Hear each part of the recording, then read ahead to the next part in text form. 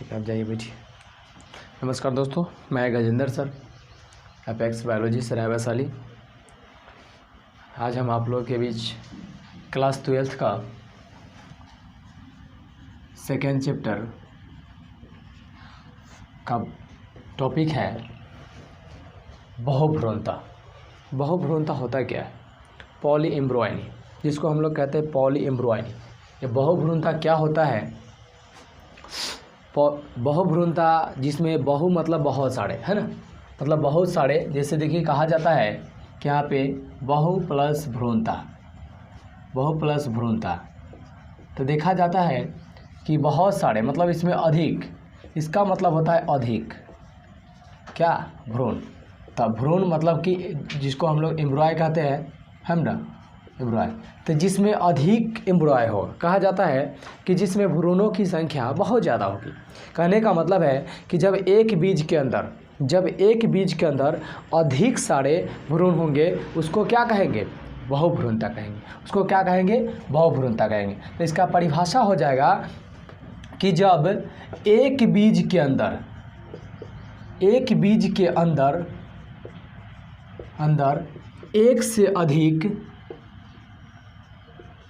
एक से अधिक या बहुत सारे बीज, बहुत सारे भ्रूण का निर्माण हो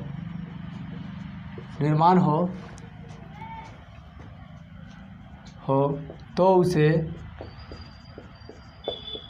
बहुभ्रूणता कहते हैं। तो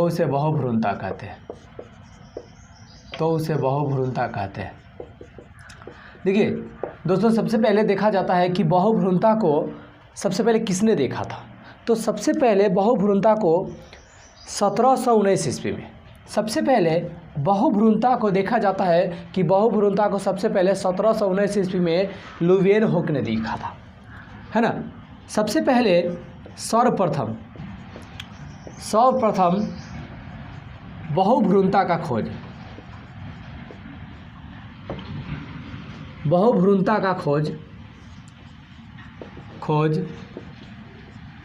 सबसे पहले सर्वप्रथम बहुभ्रूणता का खोज लुवियनहुक के द्वारा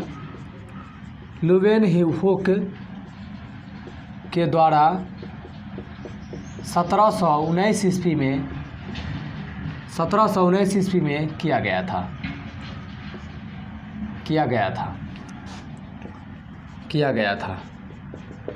सबसे पहले बहुभ्रूणता का खोज किसने किया था, है ना? लुवियनहुक ने 1719 ईस्वी में किया था। एग्जाम्पल फॉर देखा जाता है कि निम्बो, है ना। निम्बो में देखा जाता है कि निम्बो का जब सेपल्स देखिएगा तो इसमें बहुत सारे भ्रूण होंगे,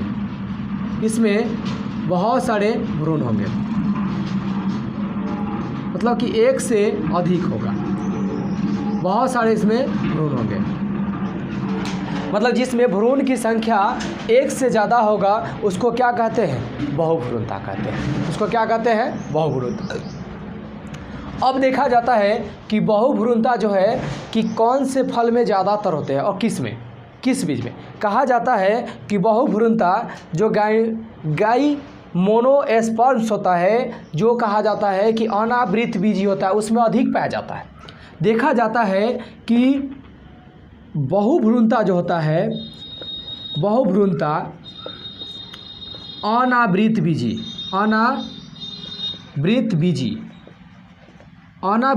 जिसको कहते हैं गायमोनोस्पर्म्स में अधिक पाया जाता है।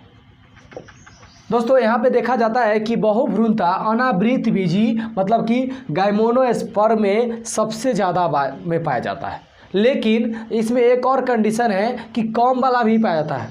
अनावृत बीजी जिसमें सबसे ज़्यादा बीज पाया जाता है, जैसे टमाटर, है ना, जिसमें बहुत सारे बीज होते हैं, है ना,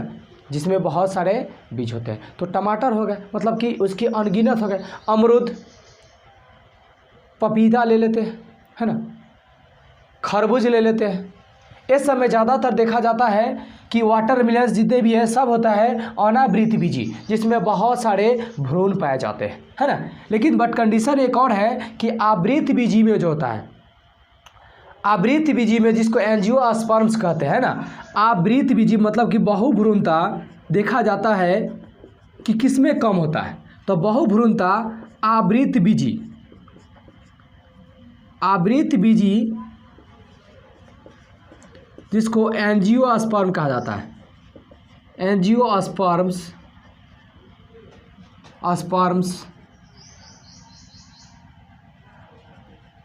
एंजियोस्पर्म्स में कम पाया जाता है, कम पाया जाता है, ठीक है।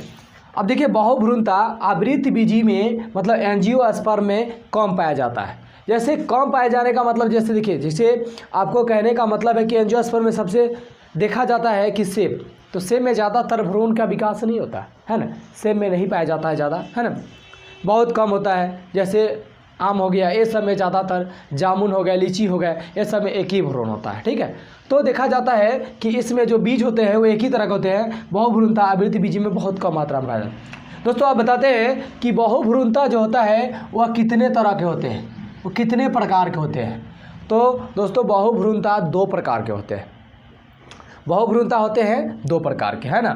तो देखा जाता है कि बहुभ्रूणता जो होता है, बहुभ्रूणता वह 2 प्रकार के होते हैं। तो बहुभ्रूणता 2 प्रकार के होते हैं, बहुभ्रूणता 2 प्रकार के होते हैं, 2 प्रकार के होते हैं, 2 प्रकार के होते हैं। कौन कौन होते हैं, चलिए एक बार ज़रा आप इसका स्क्रीनशॉट ले लीजिएगा, है ना।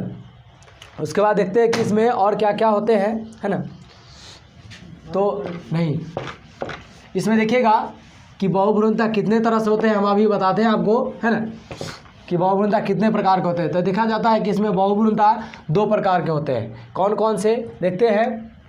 सबसे पहले नंबर 1, इसमें सबसे पहले नंबर 1 इसमें आ जाएगा आपका सत्य बहुभ्रूणता, सत्य बहुभ्रूणता जिसको कहते हैं true embryony, true polyembryony, true polyembryony. फिर दूसरा हो जाएगा असत्य बहुभ्रूणता, असत्य बहुभ्रूणता इसको कहते हैं फॉल्स पॉली एम्ब्रोयनी,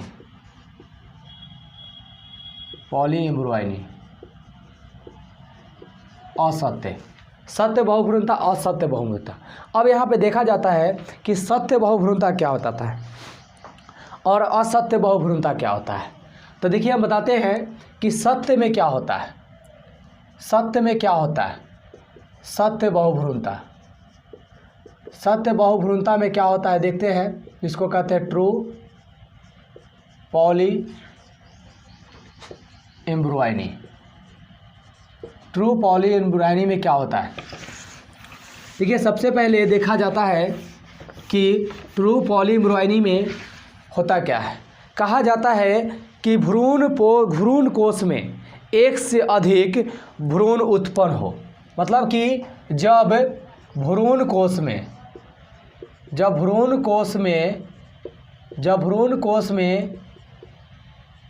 एक से अधिक भ्रूण एम्ब्रॉय उत्पन्न हो तो उसे सत्य बहुभ्रूणता कहते हैं। तो उसे सत्य बहुभ्रूणता कहते हैं, तो उसे सत्य बहुभ्रूणता कहते हैं। देखिए कहा जाता है कि जब बहुभ्रूणता जो होता है, सत्य बहुभ्रूणता क्या होता है, जब भ्रूण कोश में भ्रूण को एम्ब्रॉय जो सेक होता है, उस एम्ब्रॉय सेक में कहा जाता है कि एक से अधिक भ्रूण का उत्पन्न होना क्या कहलाता है, सत्य बहुभ्रूणता कहलाता है। समझ में। चलिए इसके बाद चलते हैं, दूसरा नंबर होता है कि असत्य बहुभ्रूणता। असत्य बहुभ्रूणता इसमें कहा जाता है कि असत्य का मतलब फॉल्स होता है ना, इसका मतलब फॉल्स मतलब बिल्कुल गलत है। लेकिन इसमें देखा जाता है, देखिए इसमें क्या कहता है कि जब भ्रूण कोश, इसमें पहले सत्य वाला में क्या कहा कि जब भ्रूण कोश में एक से अधिक भ्रूण का उत्पन्न होना, सत्य बहुभ्रूणता कहलाता है। लेकिन असत्य बहुभ्रूणता में भ्रूण कोश एक से ज़्यादा होगा। असत्य में जब एक से अधिक भ्रूण की उत्पत्ति, जब एक से अधिक भ्रूण की उत्पत्ति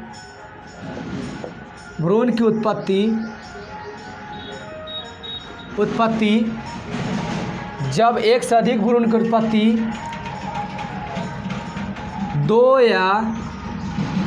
दो से अधिक भ्रूण कोश हो तो उसे असत्य बहुभ्रूणता कहते हैं। असत्य बहुभ्रूणता कहते हैं। हो गया। तो चलिए आज जो है कि कहने का मतलब है कि हम बहुभ्रूणता के बारे में पढ़े। बहुभ्रूणता क्या होता है, या बहुभ्रूणता दो तरह के होते हैं। बहुभ्रूणता का खोज सबसे पहले किसने किया था, है ना। चलिए इसके लिए आज भर, फिर इसके बाद जो है कि हम आपको असंग जनन पढ़ाएंगे, जिसको एपोमेक्सिस होता है। वो असंग जनन क्या होता है नेक्स्ट क्लास में पढ़ाएंगे। आज भर के लिए इतना ही।